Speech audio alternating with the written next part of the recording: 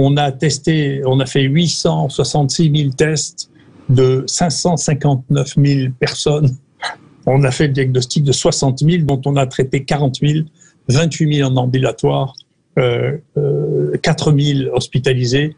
On a commencé à publier nos taux de réussite sur le traitement en ambulatoire sur un peu plus de 10 000 personnes. La mortalité la plus basse au monde rapportée de 1,5 pour 1000. Personne n'a aussi bas que ça. Et bien sûr, avec 80% des gens qui ont accepté de prendre de l'hydroxyne et de chloroquine et de l'azithromycine en signant qu'ils étaient d'accord pour le faire. Bien Donc, sûr. si vous voulez, d'ailleurs, l'agitation autour de ça part du fait que la plupart des gens ne lisent pas, ou lisent parfois le titre, au mieux l'abstract, et puis ils ne vont pas plus loin. Nous, notre premier travail qui a tellement surpris les gens, c'était on mesurait, notre premier travail d'abord, c'est de mesurer l'efficacité de l'hydroxychloroquine sur les cellules infectées par ça, ce qu'on a fait tout de suite, comme l'avaient fait les Chinois avant nous. Hein.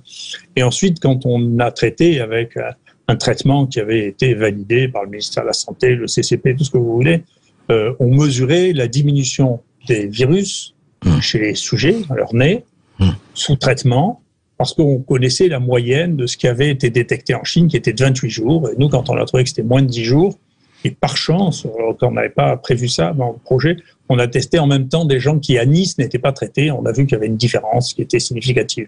Donc, c'était un travail très simple, qui est sujet verbe complément, qui ne nécessite pas un débat de cette nature-là. Mais le jour même où il a été publié, on a reçu une avalanche de folie, de trucs incroyables, y compris de gens qui disaient que j'avais des conflits d'intérêts parce que j'avais travaillé avec Sanofi, alors que Sanofi refusait de nous livrer. Donc, si vous voulez, ça a pris une dimension délirante. Des gens qui ont perdu la notion même de ce qu'était la médecine, ont été perdus des notions même de prise en charge thérapeutique, qui est une chose qui est affreuse et dont on peut chiffrer maintenant avec 2 ans de recul, on peut chiffrer ce qui s'est passé. C'est-à-dire quand on dit aux gens, il faut plus vous soigner, restez à la maison, aux médecins, n'allez pas voir les malades, aux malades, n'allez pas voir les médecins, ou les médecins qui refusent d'aller voir les malades, on revient sur 2500 ans de pratique médicale. Personne ne fait l'analyse maintenant à froid en disant comment un désastre de cette nature s'est passé et comment on a pu venir à remettre complètement en cause notre manière de fonctionner.